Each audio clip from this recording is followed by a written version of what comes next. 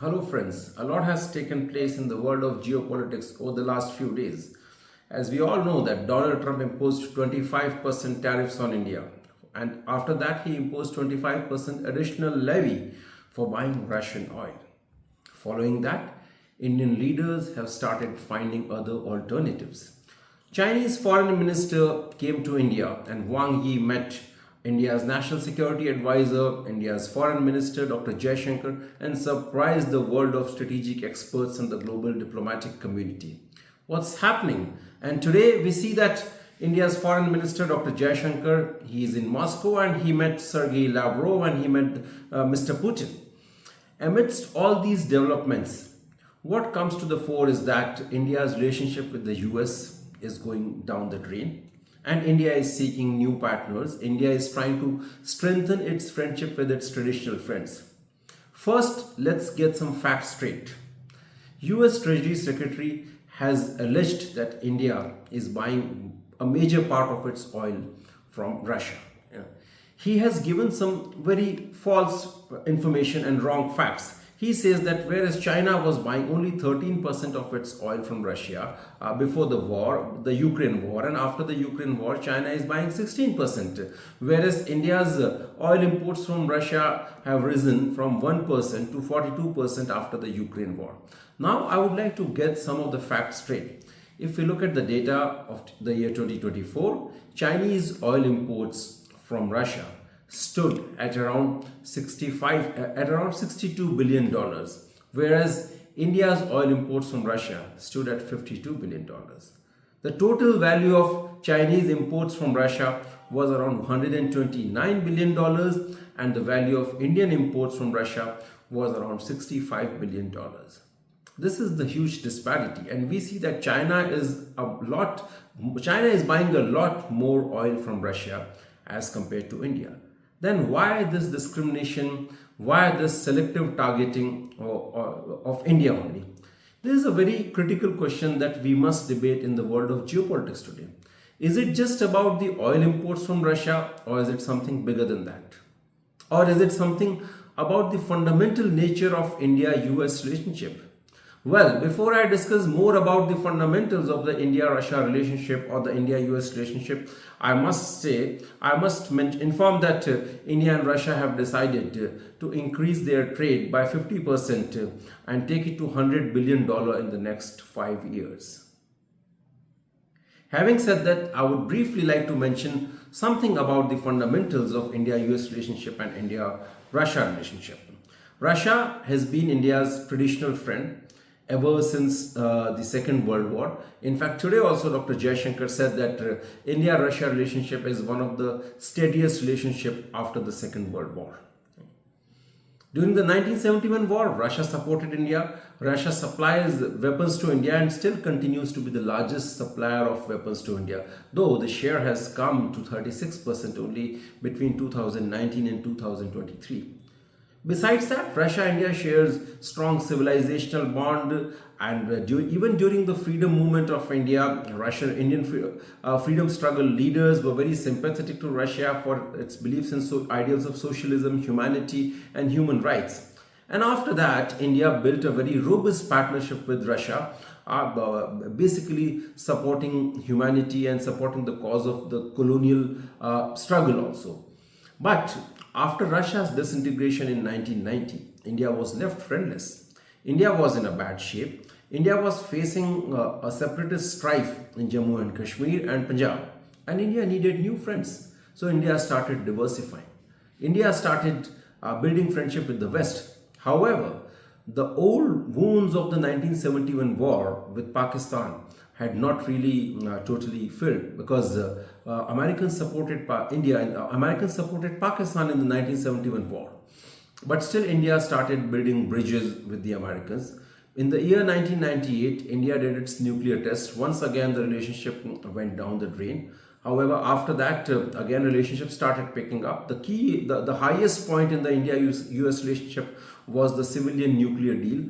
After that, we have been hearing a lot about the India being the key member of the Quad against China, and India has signed some of the foundational agreements of intelligence and coordination and strategic partnership with the US. But still, we see that there are some fundamental frictions which continue to mar this relationship, and those problems still continue. I mean, despite the fact that India and US have been trying to build a very strong relationship for the last 3 decades, still we see that there is a huge lack of trust. US has supported Pakistan over the last 6 decades and still continues its hobnobbing with Pakistan, whereas Pakistan has been the biggest supporter of terrorism in India. So, having said that, I must say that there is some very deep-rooted mistrust and fundamental problem in the India-US relationship. And as long as US continues its double dealing, that is supporting India's adversaries and enemies, and also continues its bullying tactics, India will never be comfortable with the Americas. The US needs to understand India's strategic psyche. India values its strategic autonomy very much. And the US has to respect that. The US and the West, they think in the bloc mentality. They feel that their problems are the problems of the world. Whereas they have to understand that the Ukraine war is not the problem of Asia, is not an Indian problem. India values its relationship with Russia just for the West, just for their internal issues. India is not going to abandon its its historical friendship with Russia. And they blame India, that India is fueling the war in Ukraine. That's the question which they must be asking themselves. What is causing the war in Ukraine? Primarily, what was the reason for the war between Russia and Ukraine? Was it the West? As an Indian analyst, I'm not getting into the details. However, the Western bullying tactics were one of the major causes of the war in Europe. Hence, by putting the blame on India, just because India is buying the Russian oil, doesn't serve its purpose. Here there is a big lesson to learn for the West, that West needs to end its bullying tactics now. The world leaders are talking about a multipolar world. Why? Because the world is sick of the domination of the West, the hegemony which the West has exercised over the global South and the other countries in the world. Now the time has already come that that hegemony comes to an end. That's why the people and the global leaders, the civil rights activists and the experts are talking about the multipolarization of the world. India constitutes the key pillar of that process of multipolarization. Similarly, China and Russia are also the key advocates of the multipolarization of the world. And we can see that even during this recent tax terrorism or the tariff terrorism promoted by the US, most of the countries in the BRICS faced reciprocal tariffs from the US. India is one of them. And they are trying to help each other, they are trying to reach out to each other. People are talking about de-dollarization because people and the world community is tired of the Western domination of the global multilateral institution, global economy, global trade chains. So I think some of the key questions and the bigger questions are about the hegemony of the West. And as regards India's relationship with Russia, it's an age-old relationship, it's a historical relationship which India certainly values and will continue to value. India will never succumb to the bullying tactics of the West. Regarding India-US relationship, my final comment is that there is a deep lack of trust and comfort in this relationship because India does not understand the language of bullying and pressure. US needs to treat India on the par and US needs to get rid of its bullying and pressure tactics. Friends, if you like our video, if you like this analysis, please subscribe to our channel. For that, you have to click on the bell icon and then you can subscribe to our channel. Secondly, I also want to mention that in our analysis, we try to stick to the facts. Well, I can see that these days there are a lot of podcasts and a lot of YouTube channels talking about the geopolitics and a lot of things happening around the world.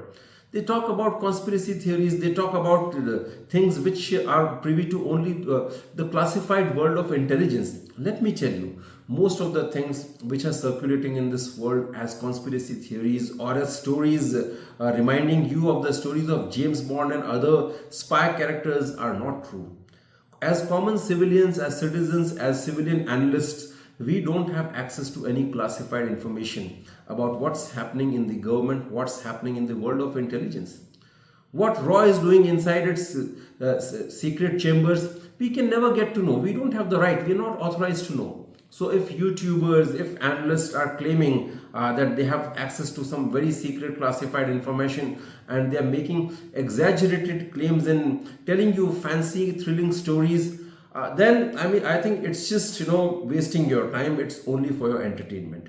If you're looking at real analysis which is based on hardcore facts, which is not based on exaggeration, which is not based on hyperbole or rhetorics, you can subscribe to our channel.